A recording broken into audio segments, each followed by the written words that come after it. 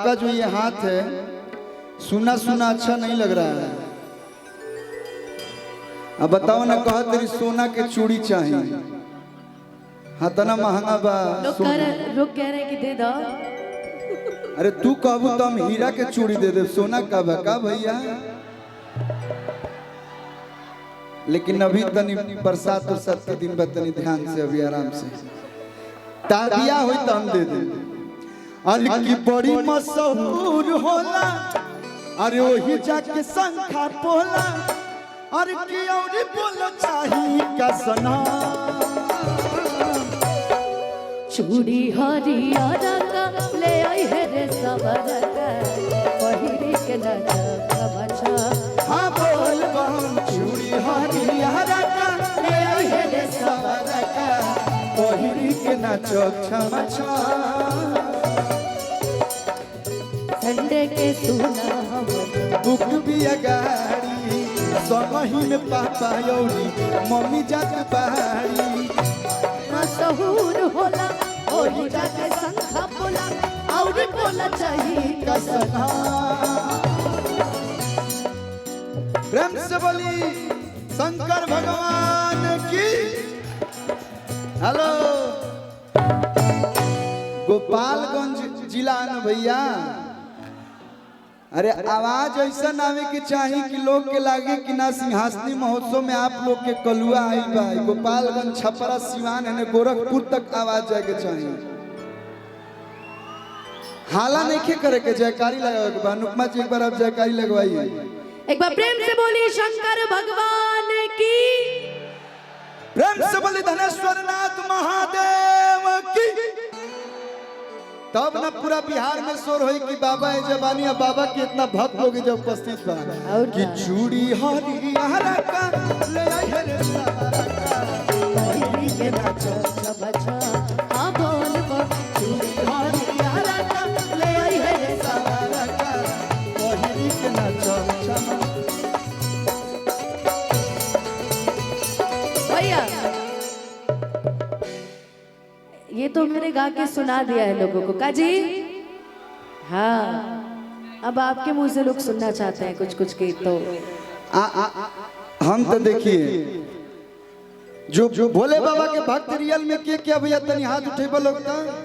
सब कोई और भोले बाबा के जो भी भक्त होला, दुख होके चाहे परेशानी होके, सब लोग मस्त रहेला। जैसे महादेव जी मस्त रहेला। देखो बड़ा बढ़िया हमार गाना बा। दुख न कबहू सतावे, पास आवे न कवनो गम। दुख न कबहू सतावे, कि पास आवे न कवनो गम। कि बम बम बम बम बम बम बम बम बम बम बम बम, भोले बाबा के दीवाना रहे। भोले बाबा के दीवाना रहे। बम बम बम। हमनी के गार्जियन जेकरा के माने नहीं जा, जेकरा के फॉलो करे नहीं जा, माननीय मनोज तिवारी जी, वहाँ के वो बड़ा बढ़िया वो गीत गौले रहनी कि हाँ हम बिहारी हैं जी। और थोड़े नहीं सर, हम लोग कितना भी आगे बढ़ जाए, आज तक हम लोग हाय डैड हाय मॉम्स नहीं बोलते हैं। आजो घरे जाई ना, जो तन कने गोड़ लगत नहीं बाबूजी, तो थोड़े नहीं कि बड़े संस्कारी हैं जी। और ये गाना पे हमनी के बिहार के शान है गमछी। केकरा केकरा लगे बा भैया? ई गमछी वाला जो डांस बा माननीय प्रधानमंत्री जी भी कहनी। तो कलुआ आई बा गोपालगंज जिला से भैया जा गमछी वाला डांस ना होई हो। तनी सब कोई हाथ में गमछी ले लाई है गाना के साथ कि बम बम बम बम बम बम बम बम बम बम बम, भोले बाबा को दीवाना रहे। बम भोले बाबा को दीवाना रहे। बम ओ भोले बाबा को दीवाना रहे। बम बम बम। माटी को सोना करने, माटी को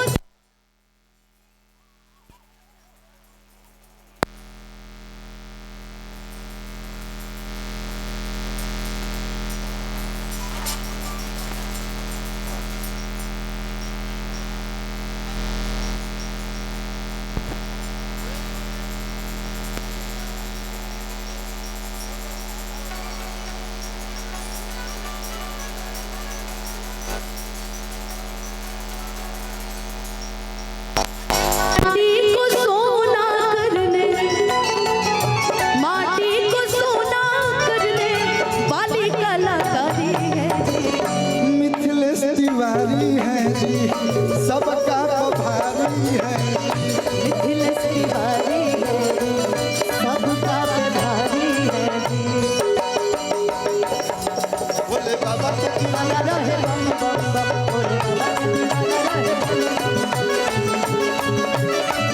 भैया देव के करा के कहल जाला, नाथों के नाथ के, कालों के काल के, कि हवे देव के देव महादेव अविनाशी।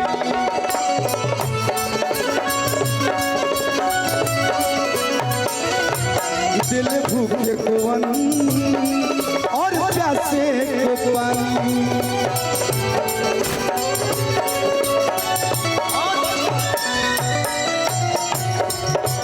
भक्त के ऊपर हरदम, भक्त के ऊपर हरदम रखेले अपन नयन। कब से आप गा रही हैं और हम गा रहे हैं। अब देखिए हमारे सब भाई लोग हमारे साथ गाएंगे। गई लोग ना भैया,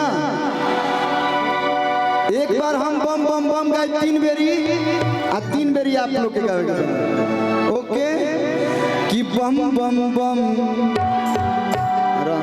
जानते हैं आए हैं तो डीएम साहब बहुत आशीर्वाद देंगे आप लोग को।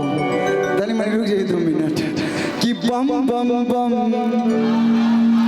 होने से भैया, कि बम बम बम, और इधर से भी गा दीजिए आप लोग कि बम बम बम।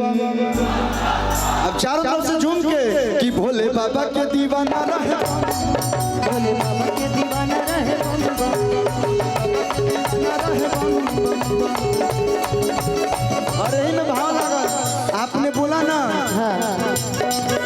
का बोलू, हाँ हमर पिया हवा तहरा लग कुछ हो जाए, लेकिन मैं गाऊंगा तू ही बारू घर के मलकिनिया। भोजपुरी में इतने प्यारे प्यारे मीठे मीठे गीत हैं। देखिए मैंने गाया, सब भाई लोग हमारे हाला कल हलो कि तू ही बारू